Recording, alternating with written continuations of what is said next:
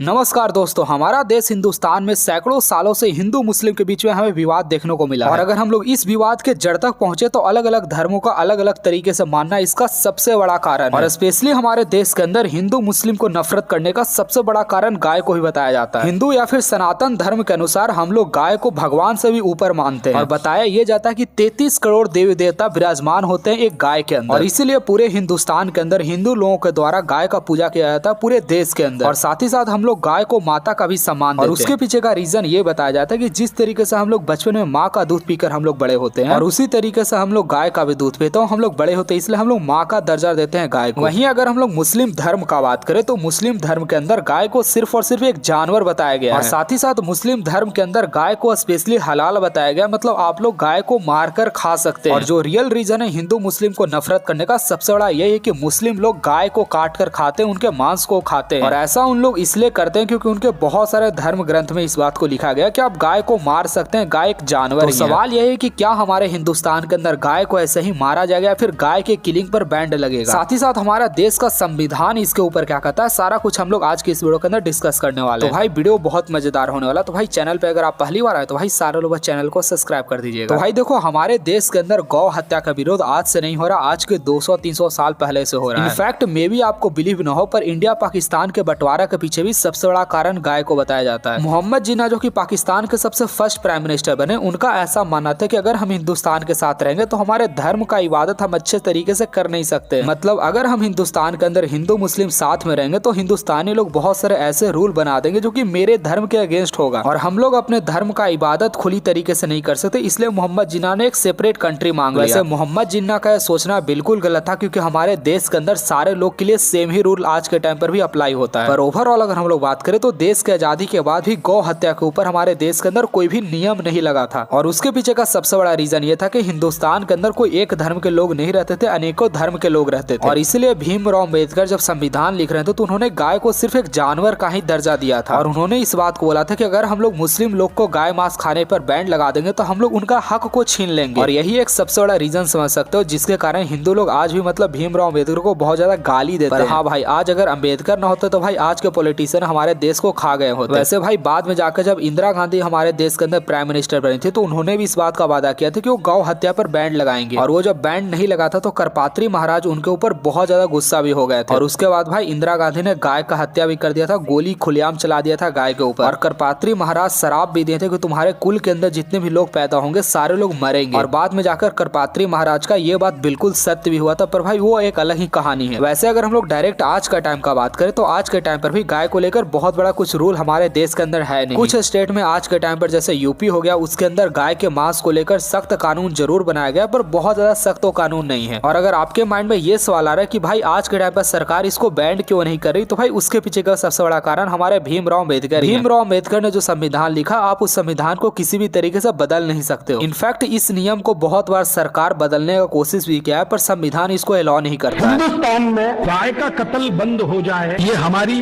सद इच्छा है, लेकिन गाय का कत्ल चलता रहे उसके लिए कोई बहुत बड़ा षड्यंत्र है। एक दिन तो मैं खुद संसद की दर्शक दीर्घा में था, उस दिन बहस हो रही थी इसी गोरक्षा के प्रश्न पर। सारे सांसद एक बाजू में स्वर से बोल रहे हैं कि गोरक्षा होनी चाहिए। मुस्लिम सांसद जीएम बनात वाला ने कहा कि अगर बिल पास होता है तो पहला वोट मेरा। उनके साथ दूसरे मुस्लिम सांसद खड़े हो गए, हमारी आपत्ति नहीं है, आप कानून बनाइए। अभी एक महिला खड़ी हो गई, उसका नाम है सुश्री ममता बनर्जी। उसने कहा गाय का मांस खाना मेरा मौलिक अधिकार है, उसका क्या होगा? तो मामला कहां बिल्कुल होते होते फिर फिसल गया।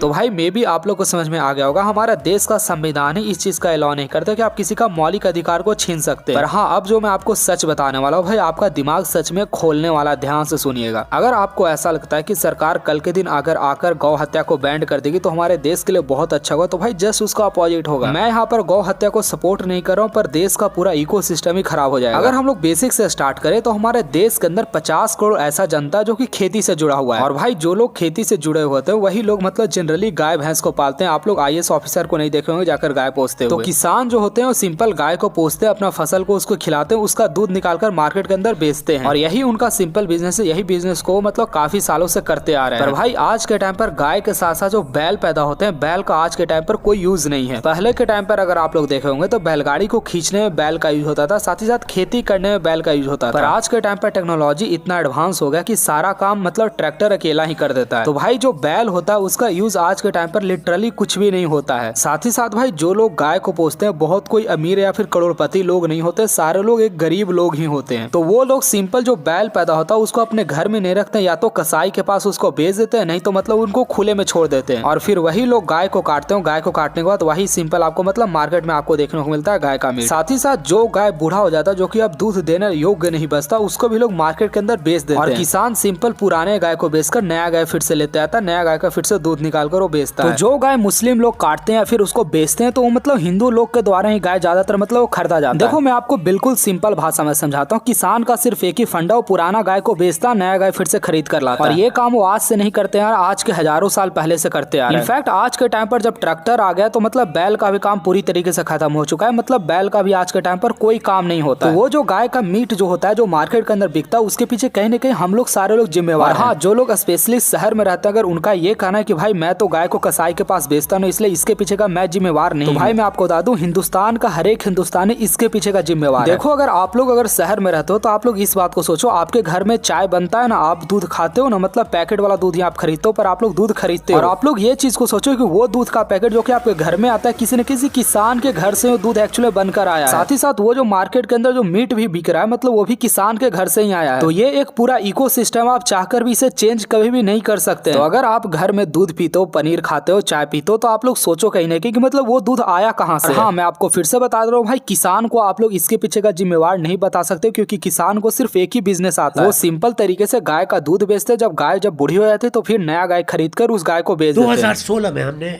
गाय हत्या के खिलाफ रूल्स निकाले। तो मैंने इसके तब लिखा था आपको जो भी कानून लाना है लाओ, पर किसानों को मत मारो। जब गाय बूढ़ी हो जाती है तो उसको बेचने के लिए उसे 20,000 रुपए मिलते हैं एवरेज। अगर आपको उसे बोलना है कि आप बेच नहीं सकते हो तो आपको उसको 20,000 बोला। गौ अपनी माँ जैसी है। मैंने करो एक चीज याद रखो, मैं अपनी माँ को खरीदता नहीं हूँ, मैं गाय खरीदता हूँ। जहाँ खरीदारी होती है वहाँ व्यापार होता है। आप ऐसा नहीं कह सकते मैं गाय खरीदूं पर व्यापार नहीं करूँ, वो गलत है। आपको कानून लाना है, कानून लाओ और उसको 20,000 दो। नो, पर गौमूत्र उसके जो गोबर है उससे पैसे बनते हैं, आप ले लो ना, आप पैसे बनाओ। अब धनी हो गया, मैं ताली मारूंगा और क्या। आप किसान को क्यों कह रहे हो कि अलग तरीके से पैसे बनाने? वो एक ही तरीका जानता है, वो दूध। दूसरी साइड अगर आपको ये लगता है कि हमारे देश का गवर्नमेंट उस गाय को खरीदकर गौशाला के अंदर क्यों नहीं डाल देती किसानों तो भाई अगर वैसे अगर सरकार करेगी तो सरकार को लाखों के संख्या में उनको गौशाला बनाना पड़ेगा। और अभी अगर हम लोग पूरे इंडिया का बात करें तो पूरे इंडिया के अंदर 600 से लेकर 700 या फिर 800 तक मतलब पूरे गौशाले तो आप लोग इस बात को समझो, हमारे देश के अंदर लोगों को खाने के लिए पैसा नहीं हो, मतलब भाई सरकार यहाँ पर गौशाला बनाएगी जो कि मेरे ख्याल से बिल्कुल विरोध में होगा। तो सरकार जानबूझकर अपना मोटा पैसा गौ सेवा में लगा नहीं सकती। एक मैं आपको और मजेदार चीज बताता हूँ, आप लोगों ने हिंदुस्तान के अंदर बहुत सारे बजरंग दल का वीडियो देखा होगा जिसके अंदर बजरंग दल के लोग या फिर करनी सेना के लोग मतलब ट्रक के अंदर गाय को बचाते हैं। और हम लोग सोशल मीडिया के ऊपर उनका बहुत तारीफ करते हैं कि भाई इन्होंने गाय को बचा लिया, बहुत अच्छा ये काम कर रहे हैं। पर भाई रियलिटी ये कि अगर आपको अपने देश के अंदर सच में अगर गौ हत्या को बचाना तो आप उसके वजह आप जाकर गवर्नमेंट से डायरेक्ट जाकर फाइट करो। आप लोग ये लिस्ट देखो, इंडिया करेंट टाइम में पूरे वर्ल्ड के अंदर 6ठे रैंक पर आता है सबसे ज्यादा बीफ एक्सपोर्ट करने में। और आप लोग इस बात को समझो, ये जो बीफ इंडिया से एक्सपोर्ट होता है हम इंडियंस लोग इसको खाते नहीं, बाहरी के लोग मतलब इसको खाते हैं। गवर्नमेंट हमेशा इसके ऊपर चुप रहती है, कोई भी एक्शन नहीं लेते क्योंकि भाई गवर्नमेंट को इससे बहुत ज्यादा मुनाफा होता है। तो ये कितना मूर्खता वाला बात है, आप रोड पर से 10-5 गाय को बचा रहे हो, आप भाई लूट रहे, पर भाई सरकार दूसरी साइड लाखों गाय को काट रहा है। अगर हम लोग 2022 का रिपोर्ट देखें तो 1.3 मैट्रिक टन इंडिया से बीफ मतलब एक्सपोर्ट होता है बाहरी कंट्री के अंदर। तो आप लोग इस बात को समझो कि इतना बड़ा लेवल पर बीफ एक्सपोर्ट हमारे कंट्री से होता है। नरेंद्र मोदी का जब सरकार 2014 के अंदर बनने वाला था उससे पहले नरेंद्र मोदी ने वादा किया था ये जो बीफ एक्सपोर्ट होता है मैं इसके ऊपर बैन लगाऊंगा। पर अब मोदी जी का सरकार बने हुए करीब 10 साल हो चुका है पर मोदी जी ने स्टिल इसके ऊपर कोई भी एक्शन नहीं लिया है। दूसरी साइड अगर आप लोग योगी जी को अगर राम भक्त सबसे बड़ा मानते हो, राम जी का सबसे बड़ा भक्त गौ सेवक मानते हो, तो भाई मैं आपको इनका रियलिटी भी बताता हूं। अभी करेंट टाइम में यूपी के अंदर 3 सबसे बड़ा फैक्ट्री पूरे इंडिया का जिसके अंदर बीफ का प्रोडक्शन होता है, बीफ मतलब एक्सपोर्ट होता है बाहरी कंट्री के अंदर। योगी जी ने लोकल जितने गरीब लोग थे उन लोगों को काटना बैंड कर दिया कि आप मतलब मीट नहीं काट सकते, आप लोग गाय को नहीं काट सकते। पर भाई आप लोग ये देखो ना कि योगी जी ने उसको बैंड नहीं किया जो कि फैक्ट्री वाले काट रहे हैं गाय। मतलब अगर गाय अगर फैक्ट्री से बाहर कटे तो गाय का हत्या हो रहा और फैक्ट्री के अगर अंदर कटे तो गाय का हत्या नहीं हो रहा है, क्योंकि फैक्ट्री के अंदर जब गाय कटता है तो वो सारे लोग टैक्स देते हैं योगी आदित्यनाथ को, साथ ही साथ बीजेपी सरकार को। एक चीज आप लोगों ने और देखा हो कि जब भी हिंदू का बड़े बड़े त्योहार आते हैं तो जितने भी लोकल शॉप रहते हैं सारे यूपी गवर्नमेंट के द्वारा बंद कर दिए जाते हैं। पर भाई जो भी KFC होते हैं या फिर बड़े बड़े रेस्टोरेंट होते हैं, 5 स्टार होटल होते हैं, उसके अंदर ऐसा कोई भी मतलब बैंड नहीं लगाया जाता। तो ये सब जो बाहरी जो दिखावा जो गवर्नमेंट करती है सब हम लोग का आंख में धूल झोंकती है, क्योंकि भाई बात वही कि आप फैक्ट्री के अंदर जहाँ लाखों गाय पर डे काटे जा रहे हैं आप उसको बैंड नहीं कर रहे हो, आप मतलब लोकल शॉप में बैंड कर रहे हो। तो भाई ओवरऑल अगर मैं अपना राय बताऊं तो भाई इंडिया के अंदर कभी गौ हत्या बैंड नहीं हो सकता, हमेशा मतलब गाय का मीट कटेगा ही, इंडिया के अंदर बिकेगा। दूसरी चीज भाई हम लोग इसे किसी भी तरीके से बैंड नहीं कर सकते, क्योंकि भाई मौलिक अधिकार हम मतलब आम इंसान का फिर छीना जाएगा। और तीसरी चीज भाई अगर ये बैंड हो जाता है तो भाई पूरे देश के अंदर इतने सारे गाय हो जाएंगे, पूरे शहर में भाई गाय ही भर जाएंगे। वैसे आपका क्या कहना है इसके बारे में? सारे लोग अपना राय कमेंट में बता सकते हैं। साथ ही साथ भाई सारे लोग चैनल को सब्सक्राइब कर दिएगा, सारे लोग वीडियो को लाइक कर दीजिएगा।